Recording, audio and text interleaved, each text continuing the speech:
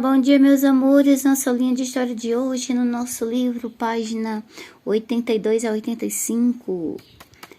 Oi, o título da nossa aula de hoje, segunda-feira, dia 11 de outubro de 2021, continuando sobre a pecuária e a ocupação do interior. Olha aqui, a gente viu na nossa aula passada, olha os animais aqui, que os animais eram criados próximo ao litoral da forma que os portugueses chegaram no Brasil e começaram a colonizar o litoral. O que é litoral? O litoral é as terras próximas ao mar, chamado de terras litorâneas, próximo ao mar. Então, tudo era mais fácil, próximo ao mar, já chegaram nas terras marítimas e aí começaram a fazer seus plantios.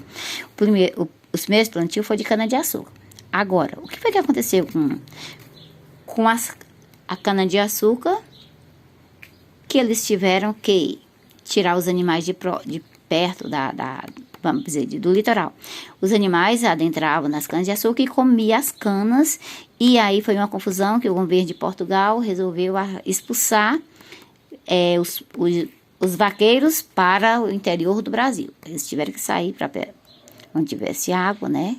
Mas apenas bem longe das terras litorâneas, que é para eles produzir, ter os animais e não ter perigo de comer as canas dos donos de fazenda, certo?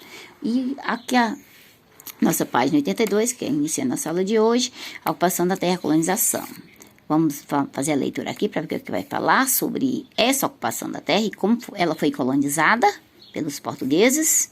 Olha só, no início da colonização, alguns aristocratas portugueses receberam lotes de terra no Brasil, que era chamado de capitanias hereditárias. Olha, os colonos chamados de aristocratas, que eram as pessoas da elite portuguesa, recebiam esses lotes, esses lotes, o Brasil foi dividido a primeira vez, foi em Brasil, foi em capitanias hereditárias, não foi em estados. O Brasil foi dividido em capitanias, em partes bem diferentes da que está dividida hoje, viu? Bem diferente, capitanias hereditárias. Chamados donatários, o dono, né? Eles podiam distribuir o direito de uso da terra a algumas pessoas. As terras doadas eram chamadas de sesmarias e quem as recebia era chamado de sesmeiros. É uma forma de organização, viu? Essa sesmaria era a forma de organização deles lá, só para dizer que quem era o dono as sesmarias, e quem recebia essa terra para trabalhar e cultivá-la eram os sesmeiros, viu? Só um nome estranho, mas foi inventado por eles lá. No litoral do Brasil, muitos sesmeiros não habitavam suas terras. A maioria delas foi ocupada por vaqueiros que praticavam a pecuária e por roceiros que plantavam pequenas roças. Com o tempo, muitos vaqueiros mestiços de portugueses, que eram os filhos de portugueses, né? Com indígenas, construíram fazendas de gado que foram se expandindo no interior. Houve muitas disputas e conflitos entre esses colonos e os grupos de indígenas que lá viviam. Olha, a confusão foi grande deles aí, viu? Por isso eles foram expulsos. Para não estar próximo do litoral. Foi muita guerra. Resistência. Agora vamos ver aqui como foi a resistência indígena. Os indígenas eram os donos da terra. Aí chegaram os portugueses, obrigaram eles a trabalhar. Será que eles ficaram felizes? Não ficaram nada felizes. Eles foram também lutar pelos seus direitos, né? Mesmo que depois eles foram completamente derrotados, mas eles lutaram, não deixaram de graça também não, viu? Resistência. Vamos lá, fazer leitura. Grande parte das terras localizadas perto do rio Parnaíba, que é onde fica o Piauí hoje, viu? E o rio São Francisco, no atual estado da Bahia, era ocupada por grupos de indígenas, que eram os indígenas Cariri, que já viviam no local muito antes da chegada dos portugueses. Era o dono da terra, né? eles se reuniram formando a Confederação dos Cariris e lutaram contra os colonos que queriam tomar suas terras para instalar fazendas. Ainda hoje, gente, tem indígenas no Brasil que eles guerreiam contra os brasileiros, são brasileiros, para poder não deixar tomar as terras deles e eles viver livre plantando. Hoje eles não são mais nômades, eles eram nômades. Antes do Brasil ser invadido pelos portugueses, os indígenas eram nômades, mas depois eles começaram a se instalar em terras e trabalhar como os portugueses já faziam isso em Portugal, né? Trabalhavam, desmatavam, plantavam e tinham as suas casas. Os indígenas não tinham casa, eles viviam em oca exatamente para quando faltasse o alimento naquela terra onde eles estavam, então eles se deslocavam para outro lugar para procurar alimento. Deixava a terra bem tranquila, bem fértil para tudo. É aí que os portugueses gostaram, né? Só terras produtivas para plantar. Vamos lá. Iniciada em 1686, a revolta se espalhou pela região dos atuais estados do Rio Grande do Norte, Paraíba e até aqui no Ceará. A luta durou muito tempo, até que, em 1613, tropas paulistas derrotaram a Confederação dos Cariris.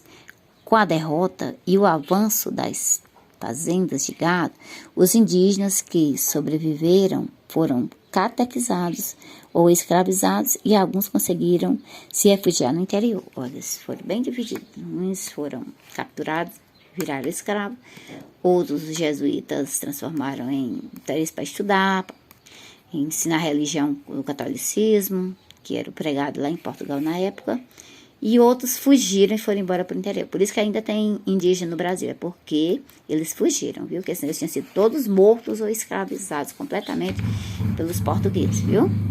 Aí você faz essa tarefinha, ok? A respostinha está no texto. E vamos para a página 84, o mundo que queremos. Eita, que mundo é que nós queremos? Vamos lá? Vamos falar sobre a vida indígena atual, viu? Olha lá. A preservação da cultura indígena. A preservação da cultura indígena.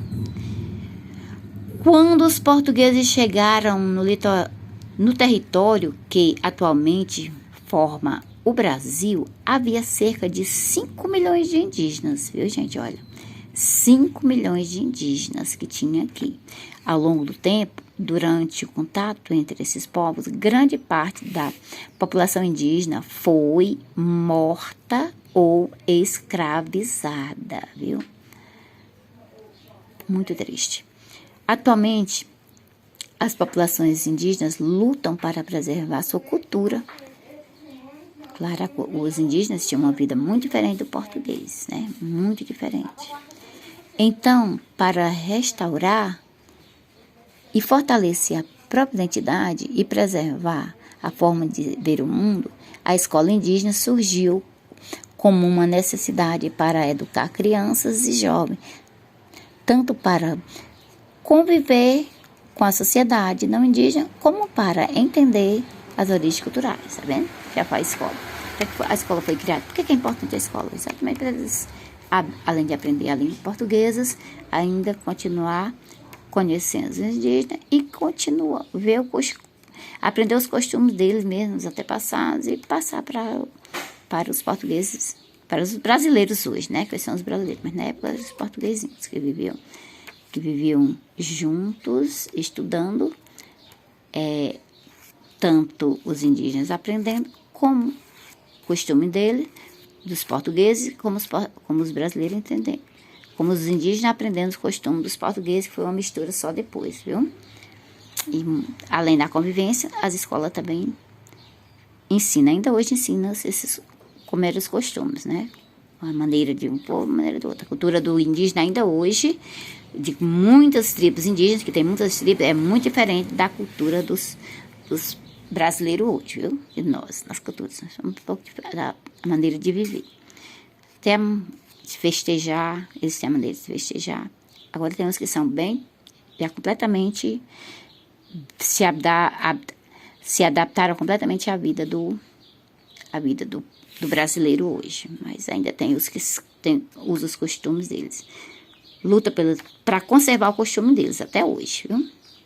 Até aqui no Ceará, na Caucaia, tem tribos indígenas lá, viu? Mas é completamente diferente de antigamente. A gente vê e não conhece. Não diferencia quem são indígenas. Ó, continuando aqui, no último parágrafo.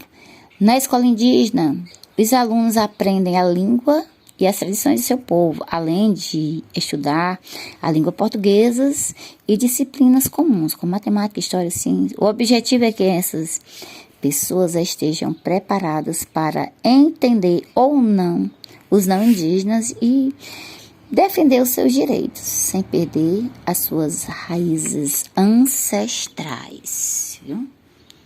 Tentar hoje preservar ainda os costumes deles, da vida deles de antigamente, claro.